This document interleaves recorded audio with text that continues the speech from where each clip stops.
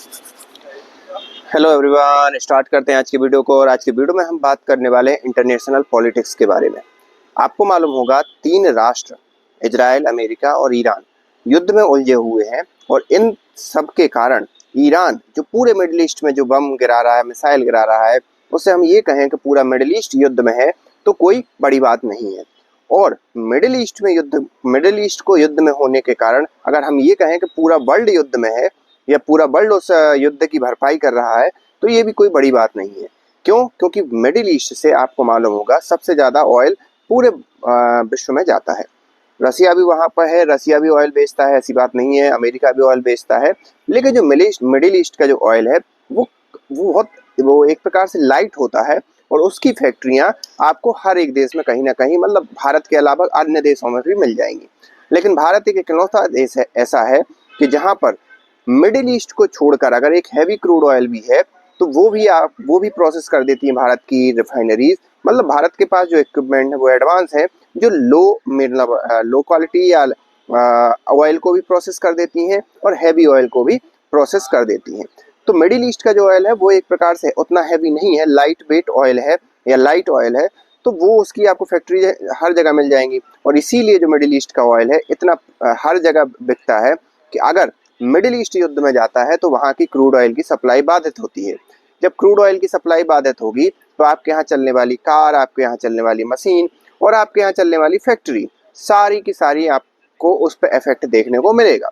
और ये चीज़ हमें भारत में भी एक्सपीरियंस हुई है कि जो मोबाइल आपको 10,000 रुपये में मिल रहा था, आप एक चेक करना, क्योंकि अगर आप मोबाइल और ऐसे इलेक्ट्रॉनिक गैजेट आप परचेस करते हो तो जो आपको 10,000 रुपये में मिल रहा था, आज की डेट में वही स्पेसिफिकेशन के साथ उसी कंपनी का मोबाइल 5,000 या 4,000 रुपये एक्स्ट्रा में आपको मिल रहा है।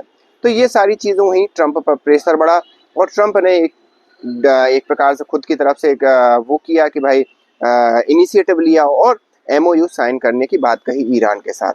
साइन भी हुआ एमओयू, लेकिन एक 60 डेज का एक प्रकार से कूलिंग पीरियड रखा गया कि भाई साहब अगर इन 60 दिनों में कुछ भी प्लस और माइनस होता है तो दोनों ही देश इस एमओयू को नहीं मानेंगे।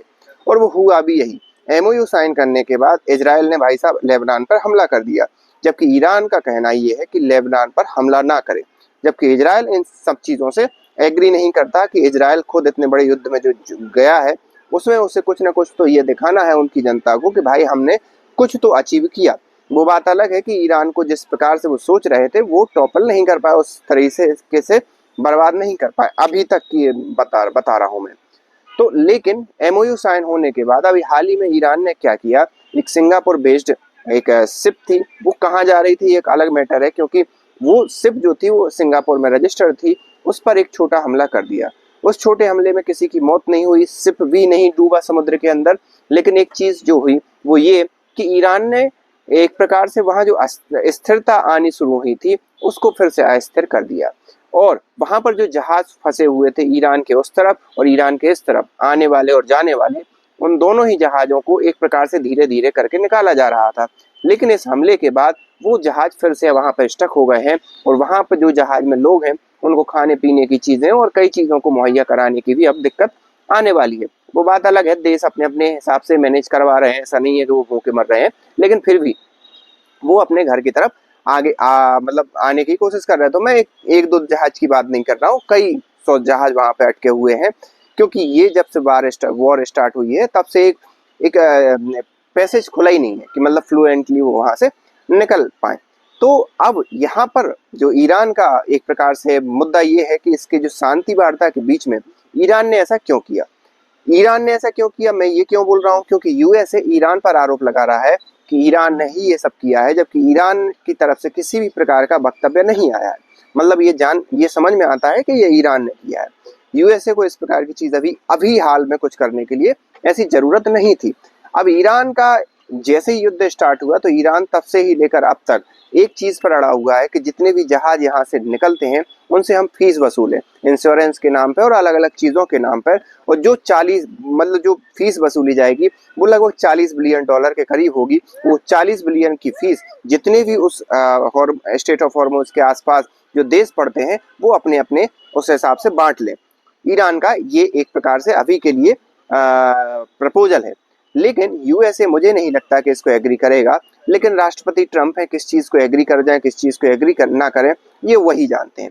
लेकिन अंतोगत्वा इसकी जो फी, एक्स्ट्रा फी है, क्योंकि अभी वो फ्री पासेज है, लेकिन इसकी जो फी है वो पूरे का पूरा वर्ल्ड उसको चुकाएगा। तो जिसकी, और उससे जब चुकाएगा तो सीधी सी बात है महंगाई भी बढ़ेगी। तो ये डायरेक्टली इनडायरेक्टली वर्ल्ड पर इफेक्ट करने वाला है। और अभी जो एक स्ट्रेट ऑफ हॉर्मुज फिर से बंद हो गया है, तो उसमें क्रूड ऑयल और गैस की सप्लाई भी बाधित होने वाली है। यूएई ने एक अलग से पैसेज करके एक ट्राई किया था कि एक अलग रूट अपनाया जाए, तो उसको भी ईरान ने नहीं होने दिया और उस यूएई पर एक प्रकार से मिसाइलें बरसा दी। तो अब मिडिल ईस्ट के अंदर ईरान जो है अपने को एक प्रकार से बहुत बड़ा ताकतवर मुल्क बना के ही या प्रदर्शित कर रहा है। वो बात अलग है कि अमेरिका की अग्नि परीक्षा कब तक चलेगी और अमेरिका और इजराइल इसको कब किस हिसाब से मैनेज करेंगे। तो अभी हाल फिलहाल की सिचुएशन ये है कि ईरान ने सिंगापुर की एक उस पर हमला कर दिया और फिर से जो स्ट्रेट ऑफ हॉर्मुज का चोक पॉइंट है वो फिर से अब कंटिन्यू होगा, मतलब स्ट्रेट ऑफ हॉर्मुज फिर से ओपन नहीं है। आप इस बारे में क्या सोचते हैं, आप हमें कमेंट करके बताइए। और ये भारत को कैसे इम्पैक्ट करेगा ये भी आप बताइए। हाल फिलहाल की बात करें तो भारत ने अपनी जो इम्पोर्ट है क्रूड ऑयल और उसको लेकर वो उनको डिसेंट्रलाइज किया है और भारत जहां से भी मिल रहा है वहां से ले रहा है। अब क्योंकि भारत की जो एनर्जी आपूर्ति है उसे तो उसे पूरा करना ही पड़ेगा। मिलते हैं नेक्स्ट वीडियो में, तब तक के लिए थैंक यू।